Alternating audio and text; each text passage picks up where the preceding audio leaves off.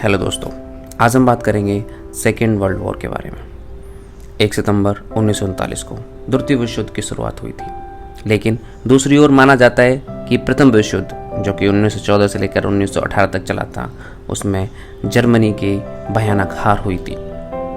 उसके खत्म होने के बाद ही दूसरे विश्व युद्ध की नींव पड़ चुकी थी। 1 सितंबर विश्व के इतिहास में ये तारीख सबसे बड़े नरसंहार के रूप में जानी जाती है। करीब 6 साल चले इस महायुद्ध से लगभग 7 से 8 करोड़ लोग मारे गए थे। इस विश्व युद्ध के बाद आर्थिक व्यवस्था चरमरा गई थी। जो लोग युद्ध में बचे थे वो भुखमरी, महंगाई और तंगहाली की सूली पर लटके हुए थे। आइए जानते हैं कैसे शुरू हुआ और फिर खत्म हुआ द्वितीय विश्व युद्ध। जून 1919 में एक ट्रीटी ऑफ वर्सेल्स पे हस्ताक्षर हुए थे, जिसमें जर्मनी को प्रथम विश्व युद्ध में हुए नुकसान की भरपाई करनी पड़ी थी। ट्रीटी पर हस्ताक्षर करने का मकसद सिर्फ इतना था कि जो अलाइड फोर्सेस थे वो ये चाहते थे कि आगे शांति बनी रहे, दूसरा ऐसा वॉर कभी ना हो। लेकिन ट्रीटी ऑफ वर्सेल्स की जो शर्तें थी वो जर्मनी के विरुद्ध थी।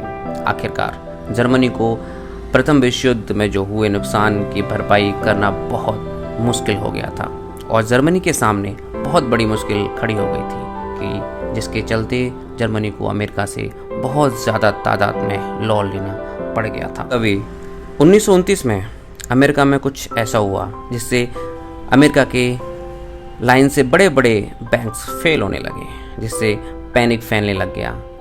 स्टॉक मार्केट कोलैप्स हो गया था। के परिणाम स्वरूप ग्रेट डिप्रेशन का रूप ले लिया था।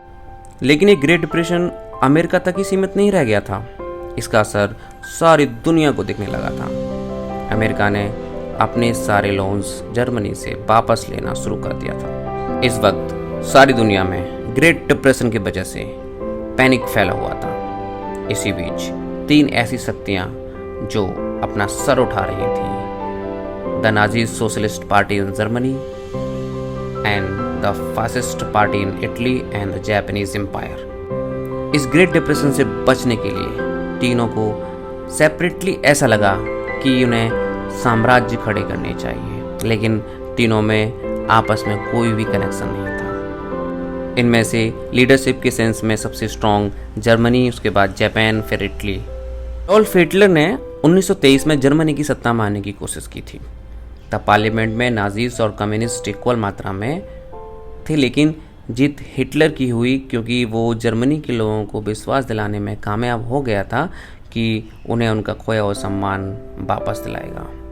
हिटलर को जब प्रेसिडेंट वॉन हिंडनबर्ग ने चांसलर बनाया, तब हिटलर ने साम दाम दंड भेद से कम्युनिस्टों को खत्म कर दिया और प्रेसिडेंट वॉन हिंडनबर्ग की मृत्यु के बाद संविधान के इमरजेंसी प्रोविजन का प्रयोग करते हुए प्रेसिडेंसी को हत्या लिया और संविधान को उलट दिया और पार्लियामेंट में आग लगा दी और बन गया जर्मनी का तानाशाह। ये सब कुछ चल रहा था, पर ब्रिटेन और फ्रांस चुप बैठे थे।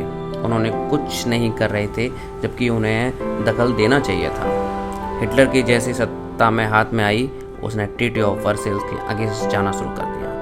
ट्रीटी ऑफ वर्सेल्स के अनुसार जर्मनी की सेना 1 लाख से अधिक नहीं हो सकती।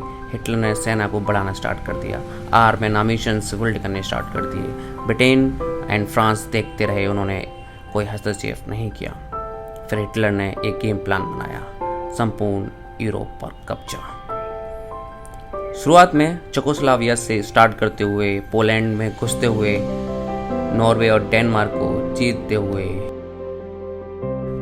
फ्रांस पर हमला करते हुए रशिया पर हमला करना। फ्रांस के जीतने के बाद इंग्लिश चैनल को पार करके ब्रिटेन को हथियाना उसका गेम प्लान था। हिटलर ने चेकोस्लोवाकिया पे हमला किया, उनसे उन छोटे छोटे एरियाज पे कब्जा करना शुरू कर दिया जो ट्रीटी ऑफ वर्सेल्स में जर्मनी से वापस ले लिए गए थे। पोलैंड पर हमला करने से पहले हिटलर ने रशिया के साथ एक समझौता किया कि पोलैंड पर कब्जा करते समय रशिया कुछ नहीं कहेगा, उसके बदले में पोलैंड का एक बहुत बड़ा हिस्सा वो रशिया को दे देगा और रशिया को लैटविया, लिथुआनिया, एस्टोनिया देने का भी वादा किया था। उसके बदले में रशिया को चुप रहने का समझौता किया। हिटलर ने पोलैंड पर कब्जा कर आधा हिस्सा रशिया को दे दिया और समझौते के अनुसार लिथुआनिया और एस्टोनिया को भी रशिया को दे दिया। रशिया चुप हो गया। रशिया को पता भी नहीं था कि वो 2 साल के बाद जर्मनी उस पे भी हमला करने वाला है।